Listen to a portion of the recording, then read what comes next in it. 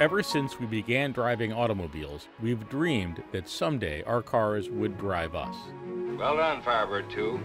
You're now under automatic control. Hands-off steering. That revolution still hasn't happened. Instead, there's been incremental progress, like cruise control, adaptive cruise control, lane departure warning, and parking assist. In 1956, that's how GM thought we'd be driving just 20 years down the road. They were off by about 4 decades. But at last, here we are. All right, so here's the steering wheel, and here are my hands on my coffee cup.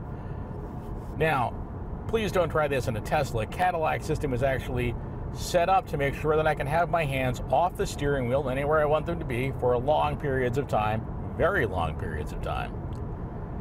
If I ever need to take over, this light here in the rim of the steering wheel will turn from green to red, and a tone will let me know that I need to grab the steering wheel and start driving.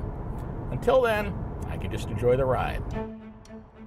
For now, Cadillac's Super Cruise system relies on detailed 3D maps stored in the car's memory, and its use is restricted to major highways. It senses the cars around it using radar and cameras. Lots of them. Now, with all these cameras and sensors, there's a lot of overlap going on. You've got a camera right here in the windshield that's watching the lane lines and the traffic ahead, plus another camera in the nose of the car. And there are 3 different radar sensors in the nose of the car, plus 3 in the rear watching all the traffic around you as well. There's even a little camera in each of these side view mirrors that's looking down here and watching the lane lines too. I almost forgot, there's one more camera right on top of the steering wheel. It's watching me. That camera is there to make sure that my eyes are on the road, because this is still considered a driver assistance feature. It is not considered autonomous driving.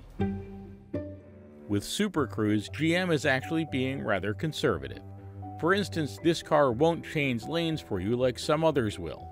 GM engineers don't trust these sensors to take the car anywhere your face isn't already pointed.